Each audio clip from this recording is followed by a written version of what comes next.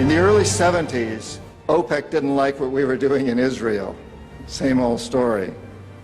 And so they cut off our oil supplies. So some of you will remember these long lines at the gas stations. And we feared we were going to have another depression like the 1929 depression.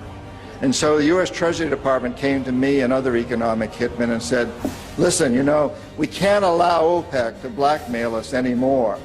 You guys got to come up with a plan so this will never happen again. We knew that that plan had to involve Saudi Arabia because it had more oil than anybody else. The deal we finally struck with the House of Saud was a deal whereby they would return almost all the money they made from selling oil to the United States invested in U.S. government securities. The U.S. Treasury Department would use the interest from those securities, which over the years has amounted to trillions of dollars, to hire U.S. companies to westernize Saudi Arabia, build petrochemical complexes, desalinization plants, whole cities out of the desert, McDonald's and all the other things that go along with our Western culture. The House of Saud would also agree to keep the price of oil within limits acceptable to the oil companies, possibly not acceptable to you and me, but acceptable to the oil companies. And this is very, very important. They agree that they would never, ever sell oil for anything other than U.S. dollars. It was an amazing deal, the deal of the century. It was history-making, incredibly powerful deal that we struck with Saudi Arabia. The corporatocracy looked at this as an incredible success. I had done my job. We economic hitmen did a great job with that one. So we decided that Saddam Hussein ought to accept something very similar. Now, probably a lot of you know that Saddam has been our boy for a very, very long time. You may remember Abdul Karim Qasim, who was president of Iraq in the early 60s.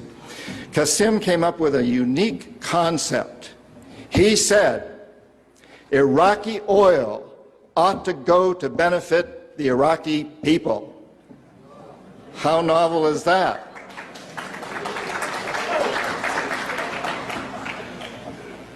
But we didn't like that very much.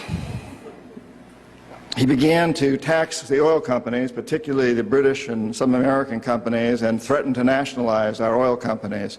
And so we decided that Qasim had to go. The CIA sent in an assassination team. It was headed by a man who was still going through high school, an Iraqi citizen who was still going through high school. They riddled Qasim's car with bullets on the streets of Baghdad and missed him. The head of this assassination team was wounded and fled to Syria. His name was Saddam Hussein. He was a CIA agent in those days, an assassin for us. He failed. He was our boy. He was our man.